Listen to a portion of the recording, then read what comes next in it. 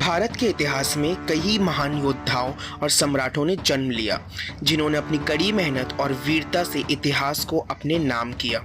उन्हीं में से एक थे छत्रपति शिवाजी महाराज के पुत्र सम्राट संभाजी महाराज और मुगल सम्राट औरंगजेब के बीच के युद्ध की ये कहानी है। ये दोनों शाही महलों के शासक थे, लेकिन उनके बीच युद्ध और संघर्ष ने भारतीय इतिहास को बदल के रख दिया। आइए जानते हैं इन दोनों महान योद्धाओं की कहानी। साल 1657 पुणे के शिवनेरी किले में एक बच्चे का जन्म हुआ, जिसका नाम रखा गया संभाजी। वो छत्रपति शिवाजी महाराज के बड़े पुत्र थे। शिवाजी महाराज ने मराठा साम्राज्य की नींव रखी थी और संभाजी ने अपने पिता की महानता को आगे बढ़ाने का प्रण लिया था। वहीं दूसरी ओर दिल्ली में औरंगजेब मुगल सम्राट का छठा सम्राट बन चुका था। औरंगजेब ने अपने पिता शाहजहां को कैद किया और खुद को सम्राट घोषित किया।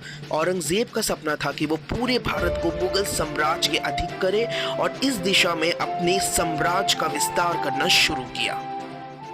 पूरे भारत में एक नई जंग की शुरुआत होने वाली थी। औरंगजेब ने दक्षिण भारत की तरफ अपने कदम बढ़ाना शुरू कर दिया और मराठों के साम्राज्य को नष्ट करने की योजना बनाई।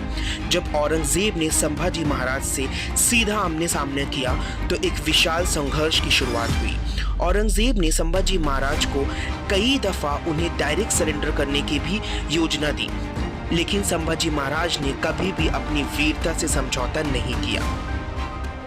लेकिन 1689 में औरंगजेब के सेनापतियों ने संभाजी महाराज को धोखे से बंदी बना लिया।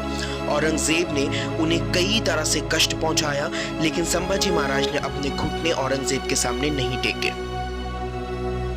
संभाजी महाराज की शहादत भारतीय इतिहास में अमर हो गई। औरंगजेब ने उन्हें बड़ी क्रूरता से मारा, लेकिन संभाजी महाराज ने मुगल सम्राट की नींव को हिला के रख दिया था। संभाजी महाराज का बलिदान आज भी मराठा साम्राज्य और भारतीय स्वतंत्रता के लिए एक इंस्पिरेशन है। उनकी वीरता और संघर्ष ने एक नए अध्याय की शुरुआत की। वहीं दूसरी ओर औरंगजेब एक कट्टर सोच का बादशाह था। मुगल साम्राज्य में भी कई बादशाह ऐसे आए जो बहुत सेक्युलर थे और सारे धर्मों को, सारी जातों को एक मानते थे। जैसे कि अकबर, हुमायूं हर इंसान, हर हिंदू मुसलमान को एक तरीके से देखते थे, लेकिन औरंगजेब जो था इनसे हटकर सोचता था और शायद इसीलिए उसने अपने ही खानदान के कई लोगों की जान ली।